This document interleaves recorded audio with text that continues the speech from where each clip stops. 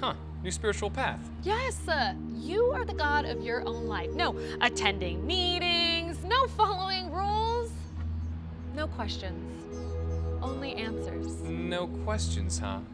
Like, literally? All the answers lie within. Well, what if you second guess yourself?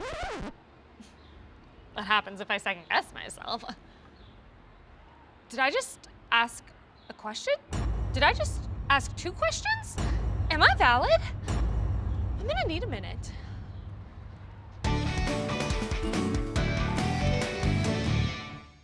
Hi, I'm Nick. And I'm Gabby. Welcome to Catholic Central. It's Sunday morning, 9 a.m. You could wake up naturally, gaze out the window as the smell of freshly brewed coffee rises in the air, go for a hike, meet up with friends for brunch. Or you could spend a couple of hours awkwardly trying to not get too close to strangers, struggle to stay awake, get disapproving looks over your outfit, and wonder whether it's either too colorful or not colorful enough, and then hope there's a not stale donut at the end. Oh, I hate the stale ones. Like, Linda, why'd you even put it out there? Come on.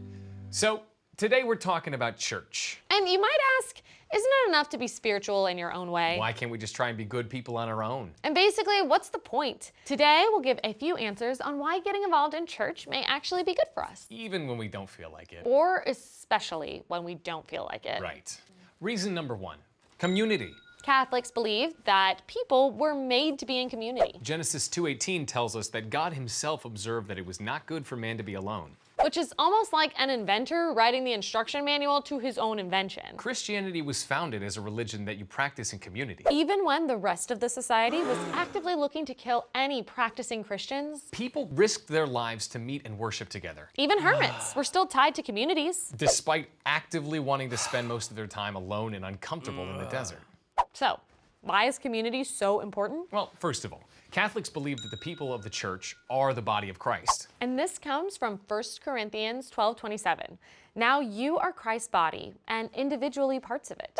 But what does this actually mean? It means that I get to be the spleen. Oh yeah! Sorry to disappoint, but actually St. Paul is talking about how God gives different gifts to different people. And we all have strengths that make up for others' weaknesses. These gifts actually need to be put to use with other people. Otherwise, they don't do much good. And Catholics believe that God takes who we are and puts us where he needs us so that we can use our gifts. Saint Teresa of Avila wrote that Christ has no body but yours.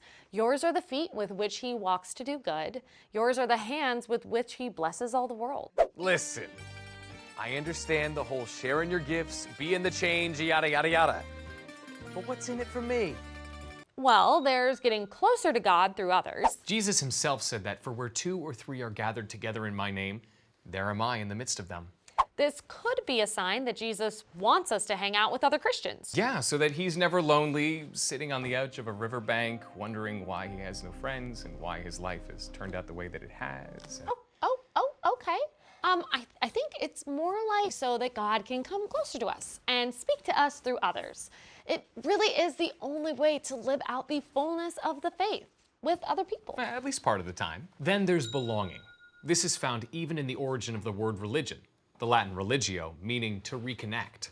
Having people to share our spiritual journey with, who share scriptures, stories, symbols, and rituals, can give us a sense of belonging. Research has shown that a sense of belonging helps us manage stress and feel less lonely. And not having a sense of belonging can actually harm our mental and physical health. Another benefit is accountability. Without accountability from a community, the evil version of me might, lie, cheat, and steal my way to the top of a vast real estate empire of overpriced apartments with faulty wiring and questionable plumbing. Wow, you've really given that disturbing fantasy some thought. No. Yes, but luckily I have a community that keeps me on the right track. Accountability strengthens our consciences. And guards against the trap we can set for ourselves by thinking that we alone can figure everything out. Community also gives us a link to living tradition. Like those old houses, where people in costumes show you how to make soap. Well, it's more like putting us into the very history of the church and giving us perspective on what's going on in our own era. The church's teachings can ground us whenever a new guru pops up telling us that electricity makes the aliens living inside of us angry. I went only once. Every society has its own issues to deal with. Fears, fads, panics. But in the entire history of the church, there's probably someone who has already dealt with a different version of those issues. The church is both ever ancient and ever new. Then there's physicality. Catholics are a physical bunch. Although, thankfully, that doesn't mean a CrossFit membership is required. 6 months in and I still can't do a handstand push-up. You're gonna get there. Yeah. Catholics have found that we humans need physical reminders of God's loving presence. We get those through prayer practices like the rosary The sacraments. and the classic Catholic sit, stand, kneel workout. Okay, but why should I physically go to a church building when I could catch the Mass on TV with my little Snuggie and my hot chocolate, my little life-size stuffed panda bear? That's definitely the comfy option, but it'll never be quite the same as getting the sign of peace from someone in person. And that in-person Eucharist does hit different. True, since it's where Jesus is physically with us. And not just present like how I am on work Zooms when I practice yodeling. Gabby, once again, you're not on mute. Now, there are some exceptions to attending Mass because of medical or physical limitations. Or, I don't know, a global pandemic. But our goal should be to experience the Mass in person because of the effect it has on us. But you might be thinking, my involvement with the church has resulted in a lot of pain and suffering. Why would I try to go back to the very community that wounded me deeply? Valid question. Many of us have experienced hurt and rejection from our church communities.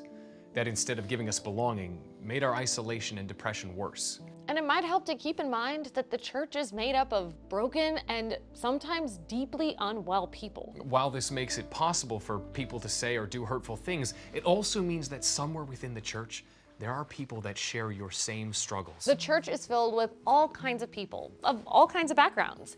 Being a part of the faithful does not mean fitting into one particular box. And trying to go it alone and seeking refuge in communities that can't support you spiritually can make things worse. If you've been wounded spiritually, a loving church community may be the best way to heal. Just like when our friends and families hurt us, we can seek justice if needed, but also reconciliation and transformation. Not just of our relationships, but of the church itself. Catholics believe that God sends prophets and truth tellers to help the church get back on track when it strays. Looking to reformers in the church gives us an insight into how to stay in a church community while calling out what's not working out of love. And practicing our religion doesn't mean that we have to get so tied up in the details that they get in the way of that love. Ideally, it helps us meet that human need for connection. For Catholic Central, I'm Gabby. And I'm Nick. Let us know how you practice your faith below.